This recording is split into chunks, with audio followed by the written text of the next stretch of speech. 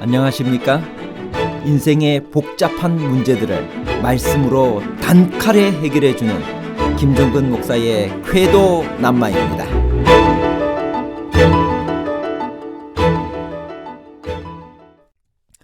이미 결혼하여 자녀까지 있는 아내를 이방 여인이라는 이유로 그 자녀와 함께 내보내는 것은 일시적인 이혼 조치였기 때문인가요? 아니면 에스라가 이 결혼 자체를 정당한 것으로 간주하지 않은 것, 즉 결혼 자체를 무효화한 것인가요? 일시적인 이혼 조치와 결혼 자체를 무효화에 관한 복잡한 문제를 하나님 말씀의 가르침으로 명쾌하게 해결해 드리겠습니다.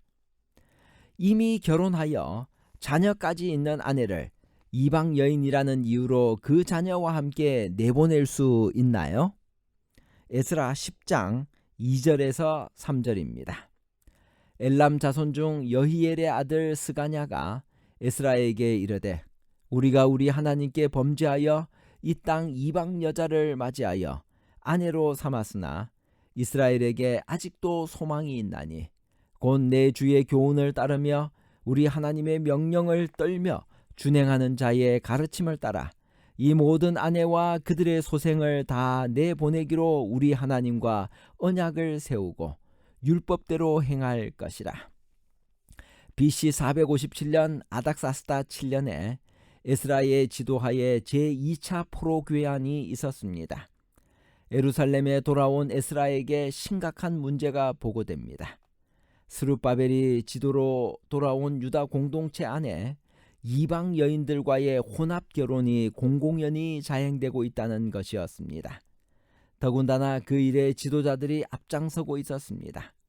상황을 알게 된 에스라는 기가 막혀 옷을 찢고 머리털을 뽑으며 하나님께 기도합니다. 에스라가 이 문제로 울고 기도하며 백성들도 통곡하고 있을 때 스가냐가 나섭니다. 그는 주의 교훈과 하나님의 명령을 따라 이 모든 아내와 그들의 소생을 다 보내기로 우리 하나님과 언약을 세우고 율법대로 행할 것이라고 하면서 에스라에게 용기를 내어 그 일을 시행하라고 촉구합니다. 이에 에스라는 금식하며 준비한 다음 백성들을 소집하여 그 지방 사람들과 이방 여인을 끊어버리라고 명합니다. 에스라의 기도에 반응한 스가냐는 이방인 아내를 내보내는 일을 주의 교훈을 따르며 우리 하나님의 명령을 떨며 준행하는 자의 가르침을 따라 율법대로 행할 것이라고 했습니다. 그가 말한 주의 교훈과 하나님의 명령과 율법은 모두 그러한 결정의 성경적 근거를 말합니다.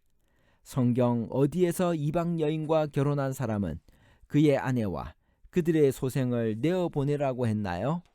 그 근거는 무엇인가요? 많은 이들이 신명기 24장 1절에서 4절에 나타난 수치스러운 일이 발견된 아내의 경우를 말합니다. 그러나 이 경우는 지금 이스라엘 공동체가 접한 문제에 해당되지는 않습니다. 스가냐가 내보내자고 하는 말은 이혼에 사용되는 용어가 아닙니다. 더군다나 지금 그들의 문제는 아내들이 행한 어떤 수치스러운 일 때문에 생긴 것이 아니라 유다 남자들이 행한 결혼 그 자체가 잘못된 것이기에 생긴 문제입니다. 이방인 여인과의 결혼을 금한 가장 선명한 설명은 신명기 7장 3절에서 4절입니다. 또 그들과 혼인하지도 말지니 내 딸을 그들의 아들에게 주지 말 것이요 그들의 딸도 내 며느리로 삼지 말 것은 그가 내 아들을 유혹하여 그가 여호와를 떠나고 다른 신들을 섬기게 하므로 여호와께서 너희에게 진노하사 갑자기 너희를 멸하실 것임이니라.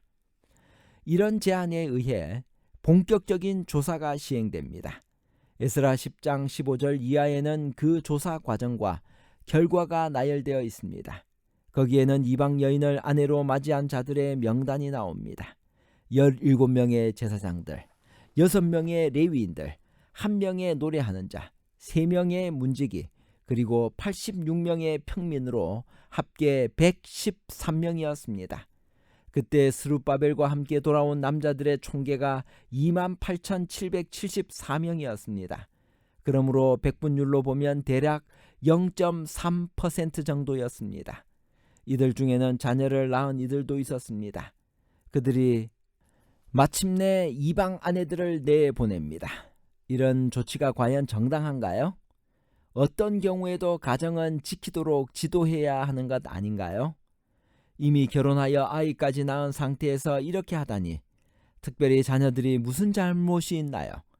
비인권, 반인륜적 조치가 아닌가요? 너무 잔인하고 야만적인 조치가 아닌가요? 심지어 에스라가 울고 금식한 것도 가련한 여인들과 그 자녀들을 위한 것이 아니라 그 결혼 때문이지 않나요? 아무래도 너무 비정한 조치로 보입니다. 그러나 이런 비난은 본문의 맥락과 당시의 상황을 무시한 채 오늘의 윤리적인 눈으로만 그 사건을 본 것입니다. 우선 방백들이 에스라에게 한 보고 내용부터 파악해 봅시다. 그들은 에스라에게 이스라엘 백성과 제사장들과 레위 사람들이 이 땅 백성들에게서 떠나지 아니하였다고 문제 제기를 했습니다.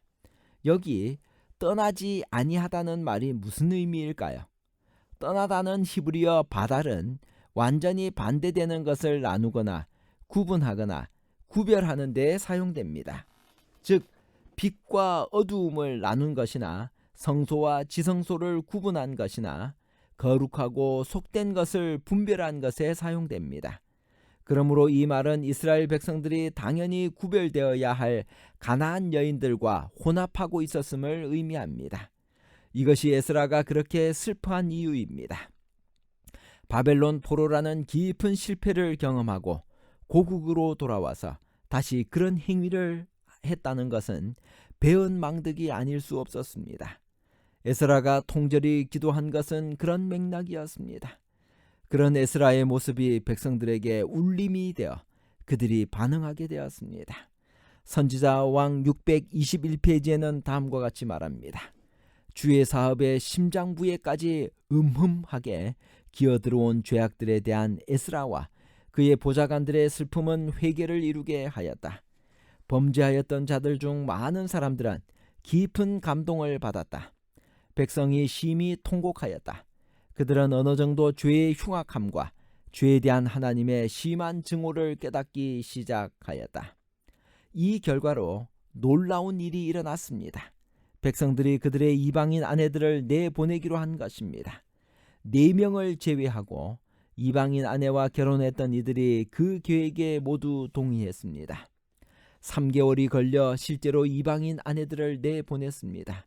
그런데 여기서 에스라가 이방 아내들을 끊어버리라고 한 말이나 그들이 아내를 내보냈다 하는 말을 주목할 필요가 있습니다. 히브리어로 바달과 야차인 이 단어들은 성경에서 합법적인 부부가 갈라서는데 사용되지 않았습니다. 그 경우는 가라쉬나 카라트가 사용됩니다. 에스라는 이혼을 의미하는 용어를 알고 있었습니다. 그럼에도 그는 그 용어를 사용하지 않았습니다. 이것이 무슨 의미일까요? 그것은 에스라가 이 결혼 자체를 정당한 것으로 간주하지 않았다는 것을 의미합니다. 다시 말해 결혼 자체를 무효화한 것입니다. 잠언에 의하면 부부 관계에 이방 여자란 말이 사용되면 그 여자는 음녀 곧 매춘부를 의미했습니다. 그러므로 그런 여자를 아내로 삼았다는 자체가 불법 결혼이었습니다. 물론 이미 태어난 자녀들까지 내보낸 조치는 현대의 관점에서 보면 합리적이거나 정당하지 않습니다. 그러나 고대 사회에서는 여자가 집을 떠날 때면 그녀가 자녀를 데리고 갔습니다. 그래서 하갈은 이스마엘을 데리고 아브라함의 집에서 나왔습니다. 함무라비 법에 의하면 이혼의 경우 여인들에게 자녀가 주어졌으며 그들이 자란 후에야 재혼할 수 있었습니다. 사실 성장기 자녀에게 가장 필요한 양육자는 어머니입니다. 이 사건을 오늘날 현대 부부 관계에 문자적으로 적용하는 것은 극도로 조심해야 합니다.